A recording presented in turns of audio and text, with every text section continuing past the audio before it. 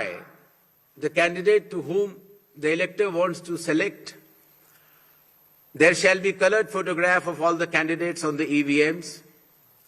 In order to ensure that there are no long queues, not more than 1,200 electors shall be there in any polling station.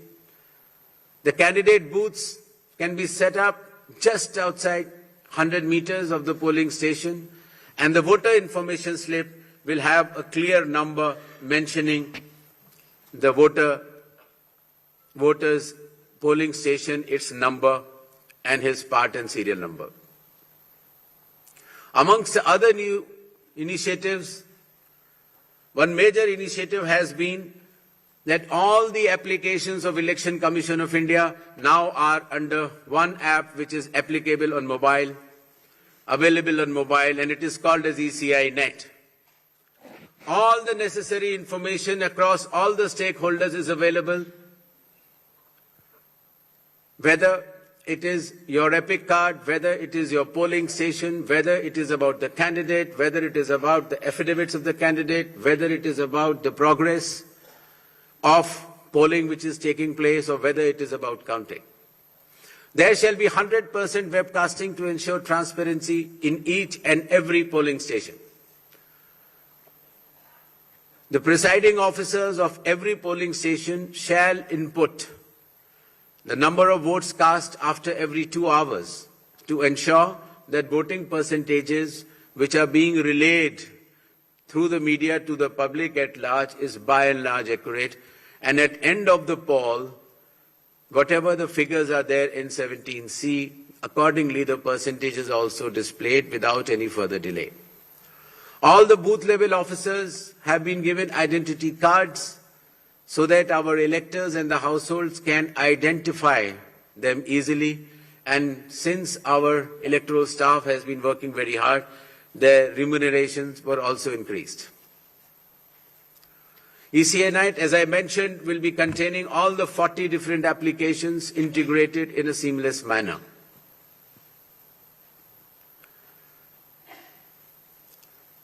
In another initiative to enhance transparency, the postal ballots will be counted 2 rounds before the EVMs.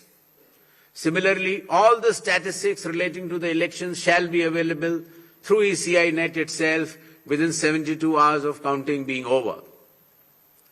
In case of any difference because of typographical errors between 17C, which is given at the polling stations, to all the polling agents who are present, and the EVM count, if there is a difference, the VVPATs of that EVM shall mandatorily be counted.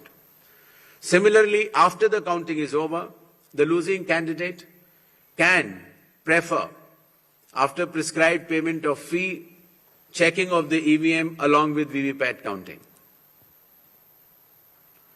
In order to ensure that the entire process is done similarly at all the polling stations, a gigantic training effort has been undertaken by the Election Commission of India by training officers right down to booth level officers by the Commission itself.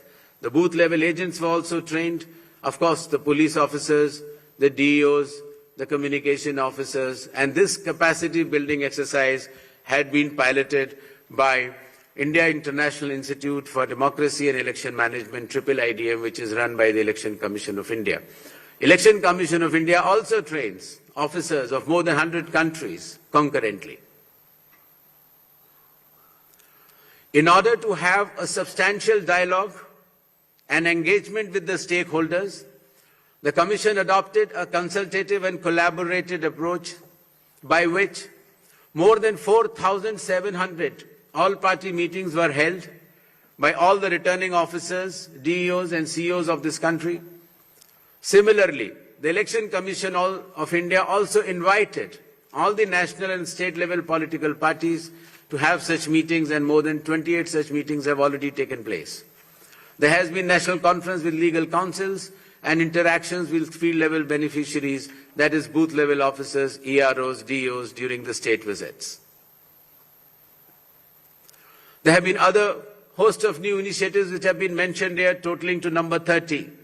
The slides will be there, and the Commission has been extremely proactive, transparent, efficient and consultative in its approach to ensure that the experience of election is much, much more pleasant to our prime stakeholder, that is the elector. Considering that India has been the mother of democracies and the largest of them all, with the most transparent elections taking place, the international idea is now currently being chaired by India. We also held an international conference with more than 70 countries. Next. Where the chief electoral officers from those countries has participated recently.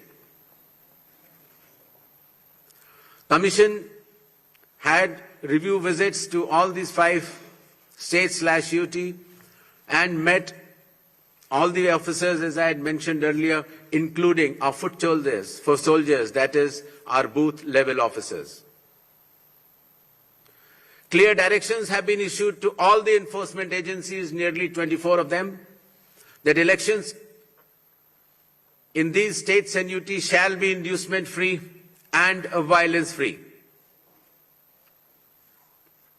Directions have been issued to the collectors and the SPs that they have to act with complete impartiality and enforce the rule of law.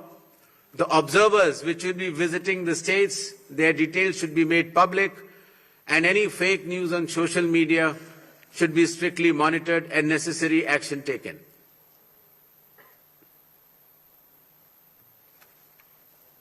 Shall we move to the poll shilling announcements now? Next. All 126 assembly constituencies for Assam, the polling shall be just in one phase, and the polling shall take place on 9th of April, Thursday, 2026.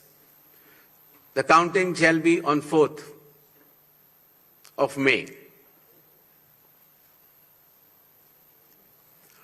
All 140 assembly constituencies of Kerala shall also go for polling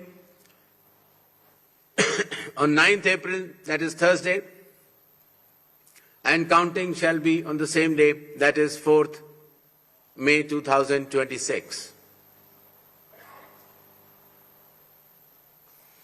Puducherry also will go along with Assam and Kerala. The date of poll is 9th April and the counting will be 4th of May. Tamil Nadu. Tamil Nadu, all 234 assembly constituencies will go for poll on 23rd of April in one phase, and the counting shall be on the same day for all the 5 states/UT, that is 4th of May 2026.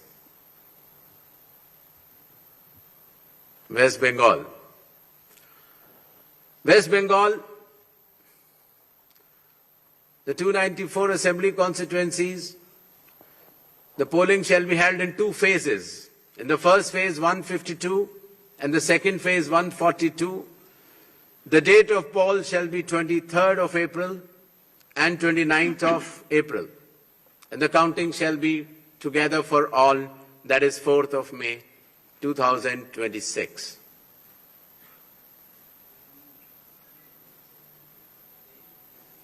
There will be 8 by-elections also, that is Goa, Gujarat, Karnataka, Maharashtra, Nagaland and Tripura. The name of the constituencies are mentioned here and the reasons, which will be circulated to you. And the schedule would be that the assembly constituencies for Goa, Karnataka, Nagaland and Tripura will be held, the polling will be held on 9th of April, and for the assembly constituencies of Gujarat and Maharashtra on 23rd. The counting shall be on 4th of May for all the cases. Thank you.